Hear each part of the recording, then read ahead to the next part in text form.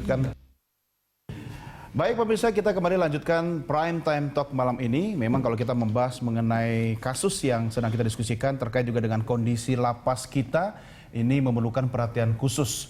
Dan pemirsa, Menteri Hukum dan Hak Asasi Manusia Yasona Lawli sempat berjanji akan mencopot dan memidanakan petugas lembaga pemasyarakatan yang terbukti menerima suap untuk memuluskan keinginan napi berduit mendapatkan berbagai kemewahan. Sayangnya dalam tempo yang tidak begitu lama, BNN menemukan adanya sel mewah yang dihuni tahanan di Lapas Cipinang. Temuan itu membuktikan kalau perdagangan sel mewah dan fasilitas lain bukan temuan baru. Bahkan ada masalah yang lebih parah, yaitu peredaran narkoba, di mana narapidana mengendalikan praktek jual beli narkoba dari dalam lapas. Sebegitu parahkah sistem pemasyarakatan kita? Rekan saya Kevin Egan akan memaparkannya untuk Anda secara lebih lengkap lagi. Egan, silakan. Ya, terima kasih Doni. Pemirsa, saya akan menyampaikan sejumlah fakta berkaitan dengan bisnis sel mewah di Cipinang. Kita lihat yang pertama adalah temuan BNN pada tanggal 31 Mei 2017. Inilah yang kemudian menyebabkan ramai diperbincangkan mengenai sel mewah ini, yaitu dengan penghuni Haryanto Chandra dengan vonis 14 tahun penjara mendapatkan fasilitas TV, AC, CCTV, Wi-Fi, dan juga ada akuarium. Sedangkan ditemukan di dalam selnya ada laptop, ada 1 iPad, ada 4 handphone, dan juga 1 unit token. Dan kemudian ternyata tidak hanya Haryanto Chandra saja yang mendapatkan fasilitas mewah tersebut. Kita lihat yang pertama ada Gayus Tambunan yang juga mendapatkan fasilitas serupa. Lokasinya di Lapas Sukamiskin Bandung, sel dilengkapi dengan kamar mandi, ada single bed, kemudian sel bisa dikunci dari dalam. Selanjutnya ada Adrian Wawuruntu, kasus korupsi yang divonis umur hidup, lokasi di Lapas Sukamiskin Bandung. Ada iPod, ada iPad, dan DVD player, dan laptop di dalam selnya. Kemudian sel juga bisa dikunci dari dalam. Setelah Adrian Wawuruntu ada Agusrin Najamuddin, mantan Gubernur Bengkulu, Lapas Sukamiskin Bandung. Selnya 2 kali lebih besar daripada yang lain. Ada televisi, ada kipas angin, ada mesin pembuat jus, dan juga ada kartu SIM telepon. Selanjutnya ada Artalita Suryani alias Ayen, kasus BLBI. Lokasinya di Rutan Wanita Pondok Bambu. Ada 2 ruangan khusus, selain penjara dilengkapi dengan AC. Kemudian ada kamar mandi pribadi, televisi, layar datar, dan ruang karaoke. Fasilitas ini kemudian berbeda dibandingkan dengan sel-sel yang dialami oleh narapidana lain. Saya akan berikan contoh. Sangat berbeda dengan mantan pimpinan redaksi Radar Jogja, sel dari Risang Bima Wijaya, dengan vonis 6 bulan penjara. Lokasi Lapas Cebongan Sleman Yogyakarta dengan ukuran 3 x 5 meter diisi oleh 7 napi.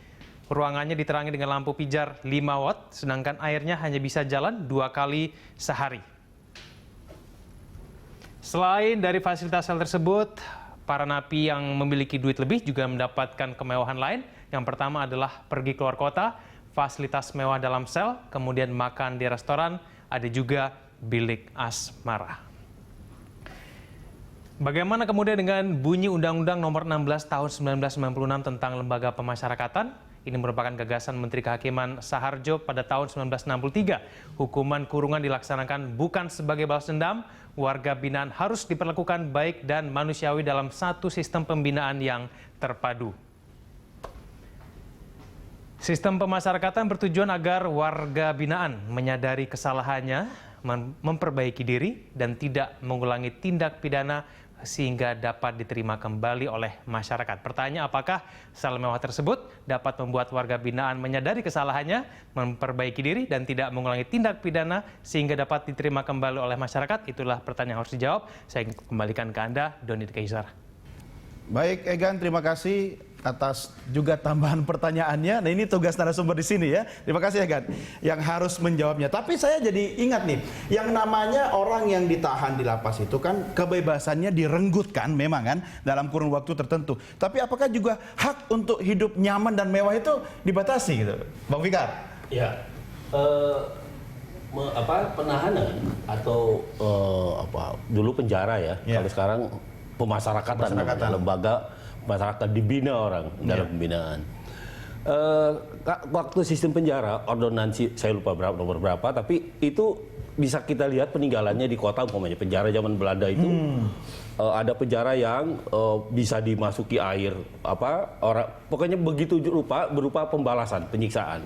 Tapi kemudian berubah sistemnya bahwa tadi dinyatakan sebagai bahwa pemidanaan itu bukan balas dendam, tapi lebih pada bagaimana membina gitu. Agar siap kembali ke masyarakat. Ya, dalam sistem pemasyarakatan kan jelas mengakui kesalahannya, memperbaiki, tidak mengulangi dan seterusnya gitu ya. Bagus kan kalau dilihat ini bagus sebenarnya prosesnya kan gitu ya. Nah tapi mengurangi kengeriannya dong ya. Nah mestinya ya. Ini bahasanya juga harus tanda petik ya. Tanda petik ya. Mestinya ya di satu sisi mereka diberi hidup sebagai manusia ya, karena landasannya kalau dulu pemenjaraan itu lainnya, sekarang Pancasila dan Undang-Undang Dasar 45 di mana dalamnya ada aturan-aturan mengenai hak asasi manusia juga. Dan mereka dijamin negara loh hidupnya. Betul ya, hidupnya dan sebagainya. Tetapi bukan berarti diberi kebebasan sebagai manusia di dalam penjara ya. Bukan berarti juga mereka bebas menggunakan seperti orang yang di luar penjara. Umpamanya ada telepon, ada fasilitas lain, bahkan dia bisa berusaha di situ. Kalau dulu ulama Buya Hamka di dalam itu dia bisa menyelesaikan sekian tafsir Al-Azhar itu. Betul. Ya kan? Nah, itu kan juga tahanan politik kan. Enggak, artinya iya betul, tahanan politik. Tapi maksud kalau saya kasus-kasus narkoba seperti ini malah jalanin bisnisnya di situ. Coba Pak Sulis, saya pinjam handphonenya. Anda tunjukkan ya. Nah, ini ada foto yang memang mungkin sudah beredar sebagian. Mudah-mudahan kamera bisa menangkapnya. Ini aktivitas minum jus atau apa nih, Pak? Nyabu. Oh, nyabu. Ini aktivitas nyabu yang dilakukan di dalam lapas. Dan ini yang menarik adalah sebentar. Oke. Ini ditemani atau didampingi, saya tidak tahu ini diawasi, ditemani oleh oknum petugas lapas. Kenapa dikatakan oknum petugas lapas? Karena menggunakan seragam. Nah, ini bisa dikonfirmasi Bu Utami ya. Nah, ini oknum nakal kayak begini yang harus ditindak. Tapi sebelum ke Anda Pak Sulis, kita harus mengapresiasi ya. Bu Utami dengan jajaran bukan tidak bekerja. Tapi saya bisa bayangkan Bu, berarti yang Anda hadapi ini di dalam rumah sendiri mafianya ngeri ya. Anda butuh dukungan apa sih dari orang-orang di sebelah Anda ini? Pemasyarakatan memang nggak pernah bisa bekerja sendiri. Itu harus dipahami semuanya.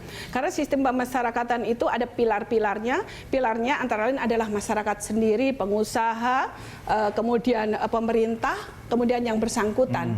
Nah, untuk bisa mereka menjalankan hukumannya dengan dibina, tadi memang 10 prinsip pemasyarakatan, hilang kemerdekaan merupakan satu-satunya hukuman. Dan bukan merupakan balas dendam. Mereka dibina, dirubah supaya kelakuannya yang tadinya buruk menjadi lebih baik. Kemudian bisa hidup di tengah-tengah masyarakat sebagaimana anggota masyarakat biasa. Nah, kembali kondisi yang kebetulan ditemukan seperti ini, kami tidak membela diri atau apapun, yang jelas menteri kami tegas terhadap oknum. Kami sebutkan oknum di tengah ribuan, di tengah pekerjaan yang dihadapi oleh kami, tidak juga mencoba membela diri, itu fakta. Tapi mohon kami hanya diberi waktu, penilaian seimbang, penilaian seimbang terhadap apa yang sekarang sedang dan tengah diupayakan dengan semangat yang luar biasa.